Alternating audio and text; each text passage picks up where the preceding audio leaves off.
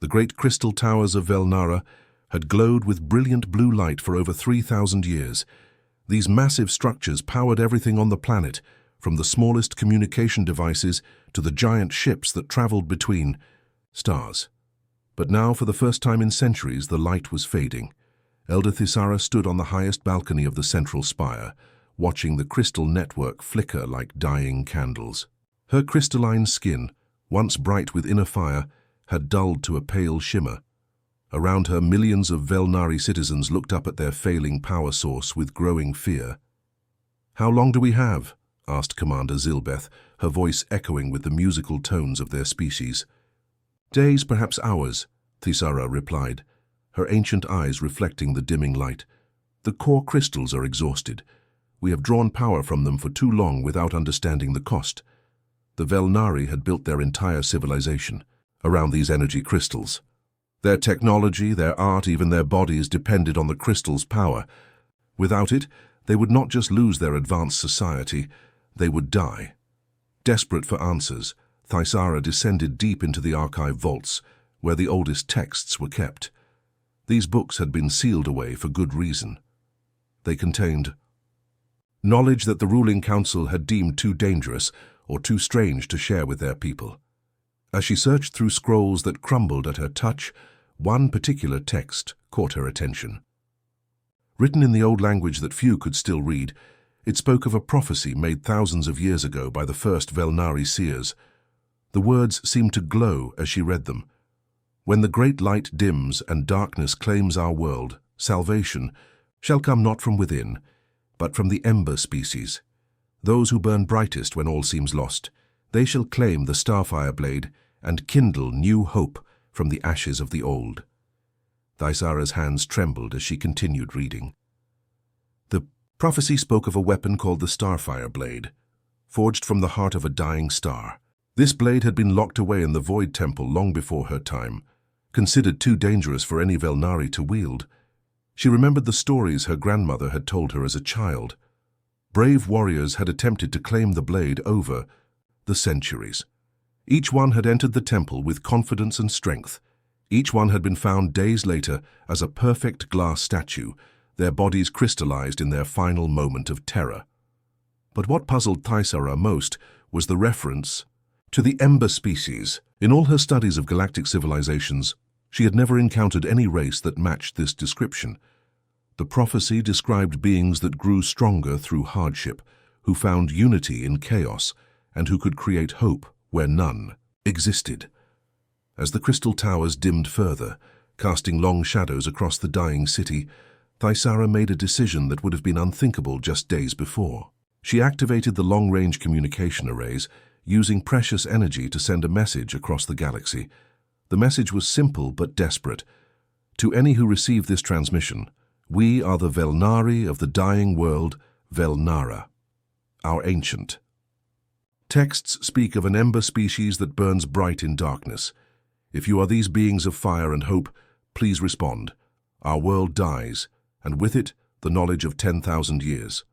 She sent the message to every known inhabited system, hoping, against hope, that somewhere in the vast darkness of space, the prophesied ember species would hear their call and answer. As she watched the last message pulse out into the void, the crystal towers flickered one final time before settling into an ominous, steady dim.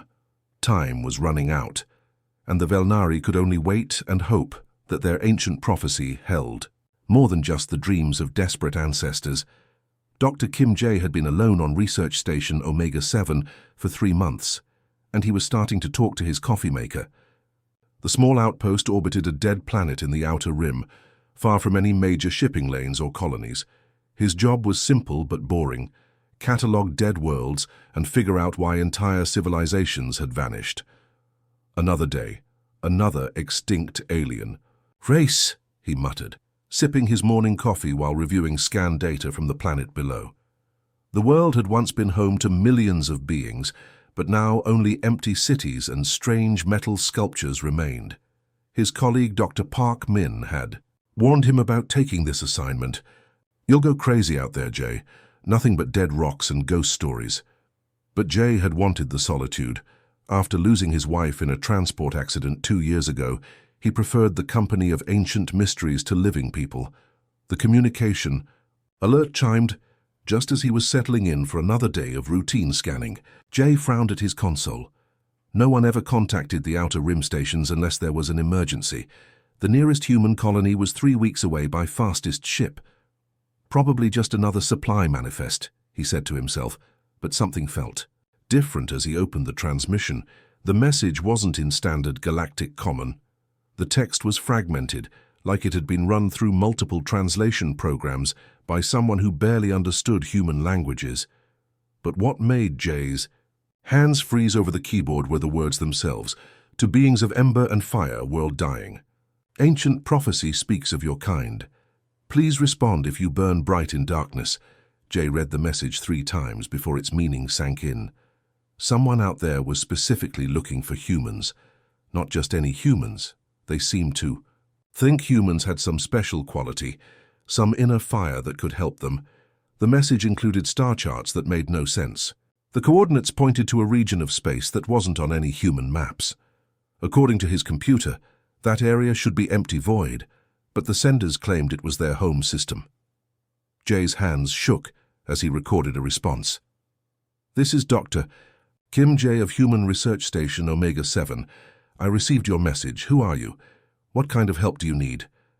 The reply came back faster than should have been possible across interstellar distances. This time the translation was clearer, as if the senders had learned from his response how to better communicate. We are Velnari. Our world dies as power fades. Ancient texts say ember species will save us. You humans burn with inner fire, yes? Please come. We send coordinates. Dr. Park Min's voice crackled through the communication system, just as Jay was plotting a course to the mysterious coordinates. Jay, what are you doing? I'm reading massive energy buildup in your ship's engines. Min, I got a distress call. There's an entire alien civilization dying out there, and they specifically asked for human help. Are you insane? You can't just fly off to unknown space because some aliens sent you a message. It could be a trap, or pirates, or worse. But Jay was already strapping himself into his ship's pilot seat. Something about the message felt genuine. The desperation was real, and the strange references to humans as an ember species intrigued him. In all his years studying alien cultures, he'd never encountered any race that viewed humans as special. I'm a xenobiologist, Min. This is exactly what I trained for. Besides, what's the worst that could happen? You could die horribly in the vacuum of space, Min replied dryly. I've been dying slowly here anyway, Jay said quietly. At least this way, I might actually help someone. As his ship launched toward the unknown coordinates, Jay couldn't shake the feeling that he was flying toward something that would change not just his life, but humanity's place in the galaxy forever. Dr. Kim Jay's ship shuddered as it dropped, out of hyperspace, and what he saw made his jaw drop. Massive crystalline vessels floated in the darkness, each one the size of a city. They were beautiful and terrifying at the same time, like floating cathedrals made of living glass. But something was wrong. The ships barely glowed, their light flickering like dying embers. Unknown vessel, identify yourself, came a voice through his communication system. The words were precise but carried a strange musical quality that made Jay's skin tingle. This is Dr. Kim Jay. I'm responding to your distress call. You said you needed help from the ember species? There was a long pause before the voice responded. Please dock with our flagship. We need to see you with our own eyes. As Jay's small research ship was guided into a docking bay, he couldn't help but feel like a mouse entering a palace. Everything around him was enormous and elegant, carved from what looked like living crystal that pulsed with fading light. The airlock opened, and Jay got his first look at the Velnari. They were tall, easily 8 feet high, with bodies that seemed to be made of translucent crystal. Light moved through them like blood through veins, but that light was dim and flickering. They were dying, and it showed. Commander Zilbeth approached him, her footsteps ringing like chimes on the crystal floor. She looked down at Jay with large, multifaceted eyes that reflected his image dozens of times. You are human? She asked, her voice full of disbelief. Last time I checked, Jay replied, trying to keep his voice steady. Being surrounded by 8-foot crystal beings was more intimidating than he'd expected, But you are so small and soft. Your skin looks like it would tear if we breathed on it too hard. Jay couldn't argue with that. Compared to these elegant crystal giants, he probably looked like a fragile pink worm. Size isn't everything. You said you needed help. Zilbeth led him through corridors filled with other Velnari, all of them staring at him with the same mixture of hope and disappointment. They had clearly expected something more impressive than a 5'6" human in a wrinkled research uniform. Our world is dying, Zilbeth explained as they walked. The crystal cores that power our civilization are exhausted. We found an ancient prophecy that speaks of the Ember species, beings who burn bright in darkness and can claim the Starfire blade. They entered a vast chamber where dozens of Velnari had gathered. At the center stood what looked like glass statues, but Jay realized with horror that these had once been living beings, frozen in their final moments of terror. These were our greatest champions, Zilbeth said sadly. Each one attempted to enter the Void Temple and claim the Starfire blade. Each one failed. The weapon turns all who are unworthy into crystal, preserving them forever in their moment of death. Jay walked among the statues, studying their faces. These had been warriors, each one probably stronger and more skilled than 100 humans. Yet they had all failed. The prophecy must be wrong, another Velnari said. This human creature cannot possibly succeed where our mightiest have failed. Maybe that's exactly the point, Jay said quietly, still looking at the crystal warriors. Maybe the blade doesn't want the strongest or the biggest. Maybe it wants something else. Zilbeth's eyes brightened slightly. You would attempt the trial, knowing that failure means death. Jay thought about his empty life back at the research station, talking to coffee makers and cataloguing dead civilizations. Then he looked at the Velnari around him, a dying race, with hours left to live, placing their last hope in an ancient prophecy. I've been dead inside for 2 years, he said. At least this way my death might actually mean something. The Velnari exchanged glances, their light pulsing with what Jay guessed was surprise. They had expected him to refuse, to run back to his ship and flee. The temple is dangerous beyond imagination, Zilbeth warned. It will test not just your strength, but your mind and spirit. Good thing humans are stubborn, Jay replied with a grin. When do we start? The Void Temple didn't look like much from the outside. Just a simple black cube floating in space, about the size of a small building. But as Jay's shuttle approached it, he felt something wrong in his stomach, like the universe itself was holding its breath. The temple exists partially outside normal reality, Commander Zilbeth explained through his communicator. Time and space work differently inside. Some of our warriors emerged after what felt like days, only to discover that years had passed. Others spent weeks inside, but came out only minutes after entering. That's comforting, Jay muttered, checking his equipment one last time. He had basic supplies, a communication device, and a stubborn human refusal to quit. It didn't seem like much against an ancient alien temple that had killed dozens of crystal warriors. The temple's entrance was a simple doorway that seemed to absorb light rather than reflect it. As Jay stepped through, the world behind him vanished, completely. He was now standing in a corridor that stretched impossibly far in both directions, lit by a soft purple glow that came from nowhere. Well, this is weird, he said to himself, his voice echoing strangely in the empty space. Then the whispers started. Turn back, little human. You don't belong here. The blade will turn you to glass, just like the others. Why do you think you're special? You're weak, soft, pathetic. The voices seemed to come from the walls themselves, speaking in perfect English with the voices of people he'd known. His dead wife's voice was among them, which made his heart clench with pain. You couldn't even save me, Jay. How can you save an entire civilization? Jay stopped walking and closed his eyes. The Velnari warriors had probably tried to fight these voices, to silence them with strength and willpower, but Jay had spent 2 years living with voices like these in his own head.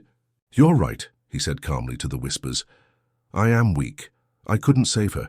I might not be able to save anyone, but I'm here anyway, and that has to count for something. The whispers seemed surprised by his response, growing quieter for a moment before returning with renewed fury. But Jay just kept walking, letting the voices wash over him like rain. The corridor began to change as he moved forward. Sometimes the walls stretched up into darkness, sometimes they closed in, until he had to squeeze through narrow gaps. The floor might be solid crystal one moment, and soft sand the next. Several times he found himself walking on the ceiling without realizing how he'd gotten there. "Okay, Temple," Jay said after walking for what felt like hours. "I get it. You're very impressive and mysterious. But I'm not here to fight you. I'm here because some very nice crystal people are going to die if I don't try." As if responding to his words, the corridor suddenly opened into a vast chamber filled with floating platforms. Each platform was a different color and seemed to lead in a different direction. This was clearly some kind of test or puzzle. Jay could see scorch marks on some platforms and claw marks on others, evidence of where previous challengers had tried to force their way through. The Velnari had probably tried to leap from platform to platform, using their strength and speed. Instead, Jay sat down on the floor and studied the pattern carefully. He'd spent years analyzing alien artifacts and dead civilizations. Puzzles were his specialty. After several minutes, he noticed something interesting. The platforms weren't random, they pulsed with light in a specific sequence, like a heartbeat. And that heartbeat matched the pattern of binary code used in basic mathematics. "You're not testing strength," Jay said with a smile. "You're testing whether someone is smart enough to listen instead of just charging ahead." He began stepping from platform to platform, following the mathematical sequence. Each platform held his weight easily, and soon he was across the chamber and walking through another doorway. Behind him, the whispers had grown quiet, almost respectful. For the first time since entering the temple, Jay felt like he might actually have a chance. The deeper Jay went into the temple, the more the walls seemed to pulse like a living heart. The purple glow had changed to a deep red that made everything look like it was covered in blood. He could feel something watching him, studying him, waiting for the right moment to strike. Then the corridor opened into a circular room, and Jay's breath caught in his throat. Standing in the center of the room was his wife, Su-Jin, looking exactly as she had on the day she died. She wore the same blue dress, had the same warm smile that had made him fall in love with her 10 years ago. "Hello, Jay," she said softly. "I've been waiting for you." Jay's hands trembled. He knew this wasn't real. Su-Jin had died in the transport crash 2 years ago. But seeing her again, hearing her voice, made his chest tight with grief he thought he'd buried. "You're not her," he whispered. "Does it matter?" Su-Jin asked, stepping closer. "You failed me, Jay. I died because you weren't there to protect me. You were too busy with your research, your precious dead aliens, to notice that I needed you." The words hit him like physical blows. These were the thoughts that had tortured him every night since the accident. The guilt that made him volunteer for the lonely Outer Rim assignment. The self-hatred that made him talk to coffee makers instead of people. "You're right," Jay said, his voice breaking. "I did fail you. I should have been on that transport. I should have died instead of you." But instead of the crushing despair he expected, something strange happened. By admitting his failure, out loud, some of the weight lifted from his shoulders. Su-Jin's image flickered, showing confusion. This wasn't how the temple's victims usually reacted. They fought the visions, denied them, or were crushed by them. They didn't simply accept their failures and keep moving forward. The room changed around him. Now he stood in his childhood home, facing his father's disappointed face. "You were supposed to be a doctor," his father said coldly. "Instead, you play with rocks and dead aliens. You've wasted your life, and for what? So you can die alone in some alien temple?" "Maybe I did waste my life," Jay replied, surprised by his own calmness. "Maybe I made wrong choices, but those choices led me here to help people who actually need help. That has to count for something." The room shifted again.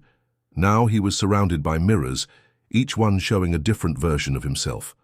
All the ways he'd failed, all the people he'd disappointed, all the opportunities he'd missed. The mirrors whispered his inadequacies, his fears, his deepest shame. "I'm ordinary," he said to his reflections. "I'm not a hero. I'm not special. I'm just a guy who studies dead civilizations because he's afraid of living ones." But as he spoke these words, something incredible happened. The mirrors began to crack. The temple, built to break people who couldn't face their flaws, didn't know what to do with someone who embraced them. Outside the temple, the Velnari watched through their crystal viewing screens in amazement. Their warriors had always tried to prove their worthiness through strength and courage. But this small human was doing something they'd never seen before. He was finding strength in admitting weakness. "This is impossible," one of the Velnari whispered. "How can he continue when he accepts defeat?" Commander Zilbeth leaned forward, her crystalline features reflecting wonder. "Perhaps that's exactly why he can continue. He doesn't need to be perfect to be worthy." Inside the temple, the final test materialized. Jay found himself standing at the edge of a bottomless pit. On the other side, barely visible in the darkness, was a doorway that surely led to the Starfire blade. There was no bridge, no platforms, no way across that he could see. Previous challengers had probably tried to leap the gap or find some heroic solution. Instead, Jay sat down at the edge of the pit and laughed. "I can't jump that far," he said to the darkness. "I'm not strong enough, fast enough, or brave enough. But I'm stubborn enough to sit here until you show me another way." As if responding to his honesty, a narrow bridge of light slowly formed across the chasm. The temple had finally found something it had never encountered before, someone who was willing to be vulnerable and still keep trying. Jay stood up, brushed off his pants, and walked across the bridge toward whatever waited on the other side. The bridge of light led Jay into a chamber that took his breath away. The room was perfectly round and enormous, its walls covered in living crystal that pulsed with colors he'd never seen before. But at the center, rising from the floor like a flower made of starlight, was something that made his scientist mind struggle to understand what he was seeing. The Starfire blade wasn't just a weapon, it was a piece of creation itself. The sword was embedded in a crystal formation that looked like a frozen explosion of light. Energy flowed around it in patterns that reminded Jay of DNA helixes, solar flares, and the birth of galaxies all at once. "Okay," Jay whispered to himself. "That's definitely not your average sword." As he approached, he could feel the blade's presence in his mind, not threatening but curious. It was examining him the same way he might study a new species of alien bacteria. The feeling was strange but not unpleasant, like having someone very intelligent and very old gently poking around in his thoughts. The crystal statues of failed Velnari warriors surrounded the blade like silent guardians. Each one had reached this far, had seen what Jay was seeing now, and had been found wanting. Their crystal forms were perfect, capturing their final expressions of determination, fear, and hope forever. Jay walked among them, reading the story of their attempts in their frozen faces. They had been brave, these warriors. They had faced the temple's trials with courage and strength. But something about them hadn't been enough for the blade. "What makes me different?" he asked the blade directly, feeling a bit silly for talking to a weapon. "I'm weaker than all of them, less brave, less skilled, less everything." The answer came not in words, but in a flood of images and feelings that filled his mind. He saw the history of the blade, forged in the heart of the first star to die, crafted by an ancient race that had disappeared before the Velnari had even evolved. The weapon had waited here for thousands of years, searching for something specific. It wasn't looking for strength or courage, it was looking for something much rarer, the ability to keep hope alive even when everything seemed hopeless. The blade showed him visions of humanity's history. He saw early humans surviving ice ages, plagues, and disasters that should have wiped them out. He saw people rebuilding after wars, starting over after failures, finding reasons to smile even in the darkest times. The blade had been watching humanity for centuries, fascinated by this strange species that grew stronger through suffering. "How find light in darkness?" the blade whispered in his mind. "You make hope from hopelessness. This is not weakness. This is the rarest strength in the universe." Jay reached out slowly and grasped the blade's hilt. The moment his fingers touched the metal, everything changed. Fire raced through his veins. Not painful, but transforming. He could feel the blade connecting with something deep in his DNA, awakening genetic codes that had been sleeping since humanity's earliest days. His ancestors had been touched by the same ancient race that created the blade. marked with potential that was only now being unlocked. Energy flowed between them, and Jay understood that he wasn't just wielding the weapon. They were becoming partners. The blade needed a consciousness to guide it, and he needed its power to help the Velnari. Together they were something neither could be alone. The crystal around the blade began to dissolve, releasing patterns of light that danced around Jay, like living music. He could feel his body changing, becoming something more than human but still essentially himself. His mind expanded, able to process information at incredible speeds. His senses sharpened until he could hear the heartbeat of the dying Velnari homeworld. But most importantly, he could feel the solution to their problem. The blade showed him how to save not just the Velnari, but potentially dozens of other, dying civilizations. It wouldn't be easy and it wouldn't be quick, but it was possible. As the transformation completed, Jay opened eyes that now held flecks of starlight. He was still human, still the ordinary xenobiologist who talked to coffee makers. But now he was also something more, a bridge between humanity's unique gifts and the vast power of the cosmos. The starfire blade hummed contentedly in his grip, finally complete after millennia of waiting. As Jay stood holding the starfire blade, knowledge flooded his mind like water rushing through a broken dam. The weapon wasn't just showing him how to use its power. It was revealing the truth behind the ancient prophecy that had brought him here. The images came fast and clear. He saw the original Velnari seers thousands of years ago, huddled around, their crystal pools, trying to interpret visions of the future. They had seen their civilizations end, the dimming crystals, the dying light, the slow extinction of their people. But they had also seen hope. The Ember species will come, they had written, to kindle new fire from the ashes of the old. The Velnari had always assumed this meant someone would save their crystal-powered civilization, would restore their ancient technology and bring back the glory days. But the blade showed Jay the truth. The prophecy wasn't about saving the old way of life. It was about teaching them how to build a completely new one. They got it backwards, Jay whispered, understanding flooding through him. You're not here to fix what's broken. You're here to help them start over. The blade pulsed with approval. Through their connection, Jay could see what the Velnari had become over the centuries, a people so dependent on their crystal technology that they had forgotten how to adapt, how to grow, how to change. They were magnificent but fragile, like beautiful glass sculptures that would shatter at the first real challenge. Humans, on the other hand, were like weeds, tough, adaptable, and almost impossible to kill completely. Earth had thrown everything at humanity over millions of years. Ice ages, volcanic eruptions, plagues, wars, and disasters that would have wiped out most species. But humans had not just survived. They had learned from each catastrophe and grown stronger. The blade showed him visions of human history that he'd never learned in school. Ancient humans sharing fire with strangers, building communities from nothing, turning barren land into gardens. He saw farmers replanting after floods, cities rebuilding after earthquakes, and scientists discovering new possibilities in the ruins of old theories. That's what they need to learn, Jay said, the pieces finally clicking together.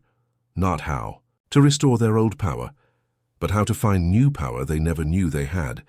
The temple around him began to dissolve, its purpose finally fulfilled.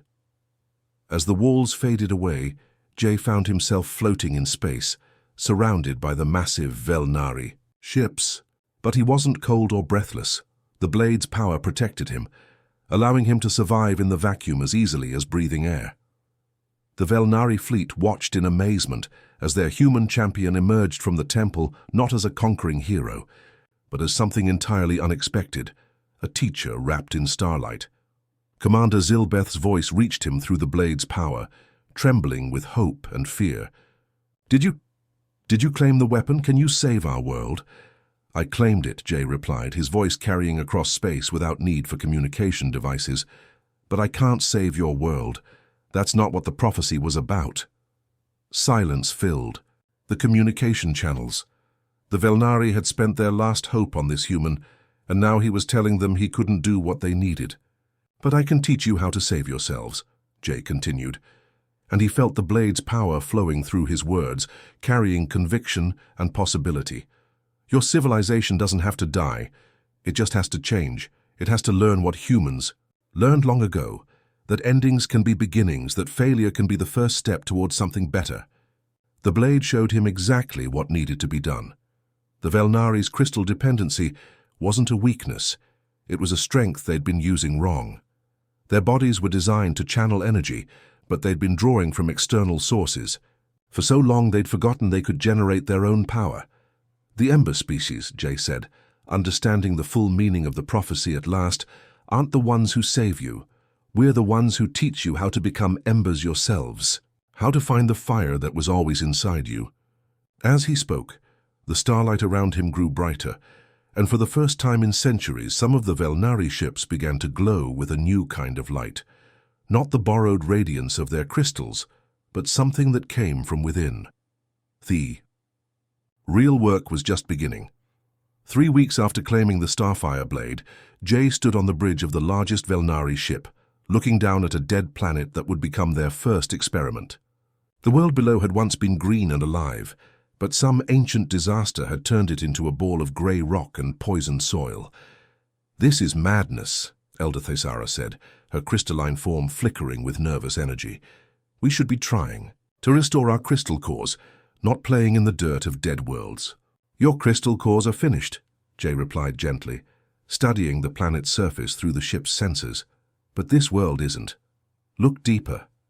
He touched the ship's control panel, and the Starfire blade's power flowed through the scanning systems.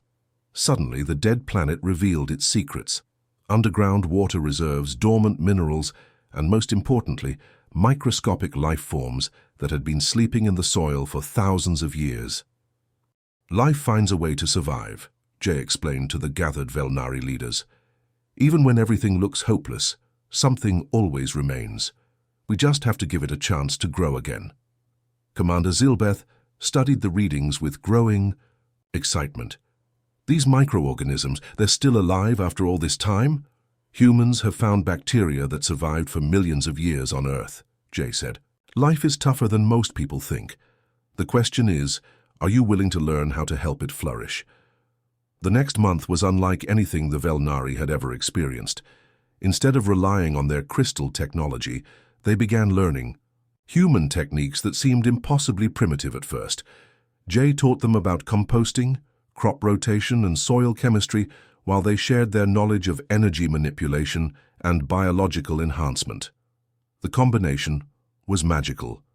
Velnari could channel energy directly into plants, helping them grow faster and stronger than nature intended. But they had never learned the human art of patience, of working with natural cycles rather than trying to control them completely.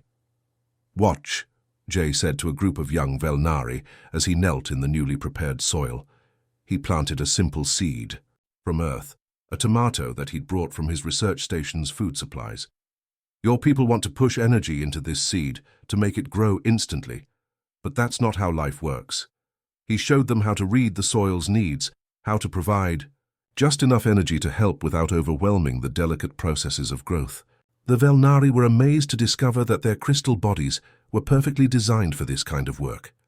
They could sense exactly what each plant needed and provide it with precision no human could match.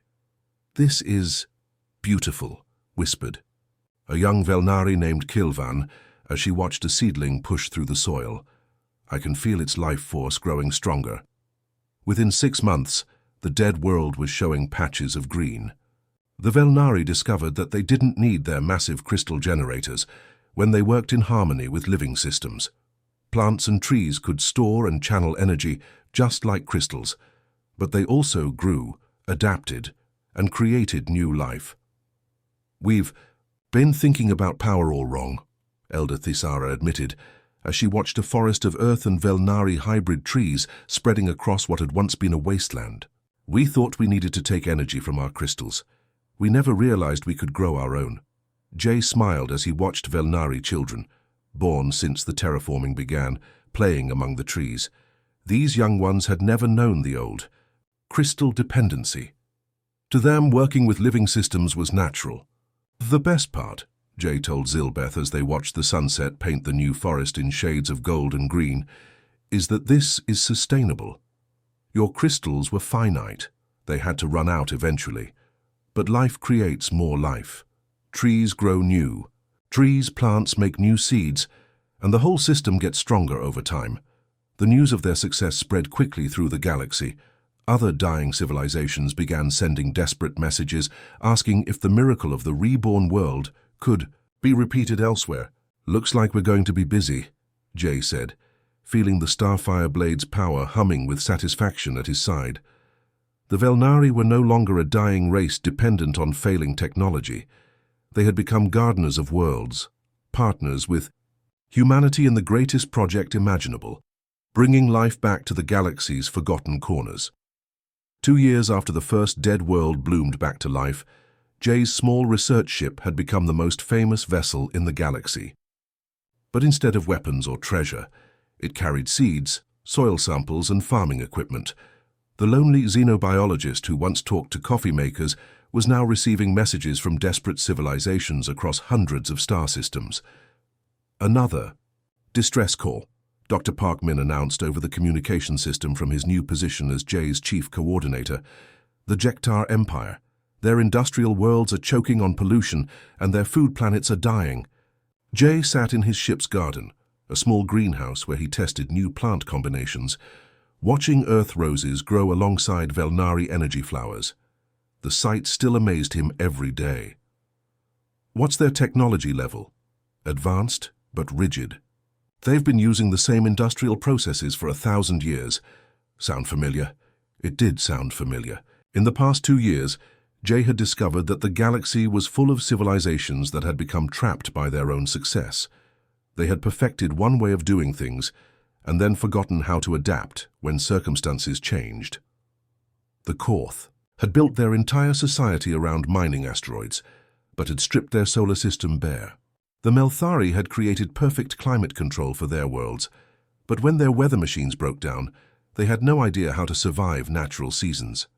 The Unari had mastered space travel, but had never learned to grow food, depending entirely on synthetic nutrients that were slowly poisoning them. Each civilization that contacted Jay was convinced their problems were unique and impossible to solve. But Jay had learned something important. Most problems weren't really about technology. They were about flexibility, adaptation, and the willingness to try something completely different. "Tell the Jektar we'll be there in 3 weeks," Jay said, making notes about which Earth plants might thrive in polluted soil. "And send them the basic information packet about organic remediation." The information packet had become legendary throughout the galaxy. It contained simple human knowledge that most alien civilizations had never considered.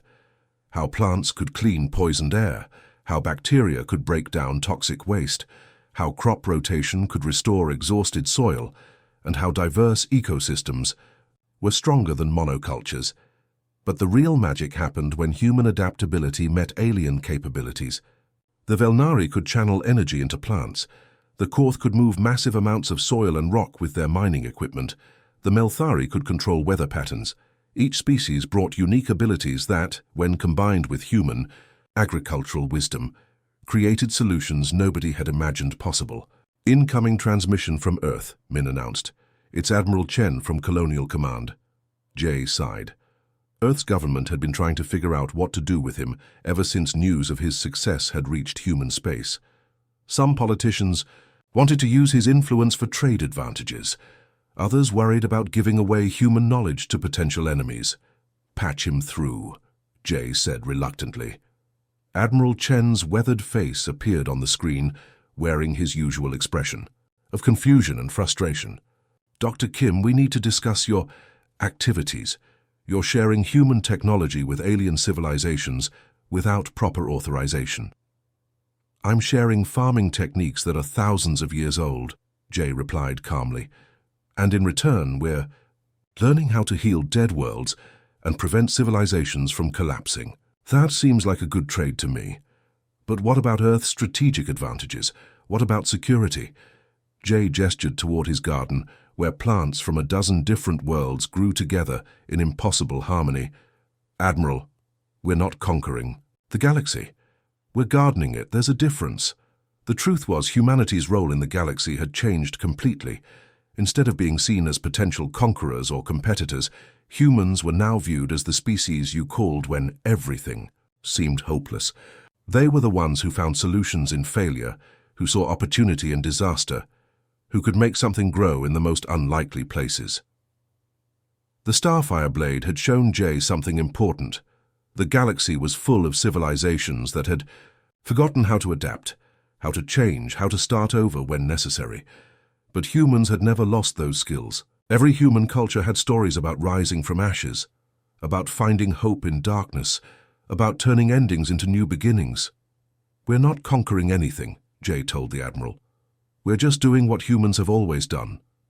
We're helping life find a way to survive and thrive no matter how impossible it seems. As his ship turned toward the Jektar Empire and another world that needed healing, Jay smiled. Sometimes the smallest ember really could ignite the greatest fires.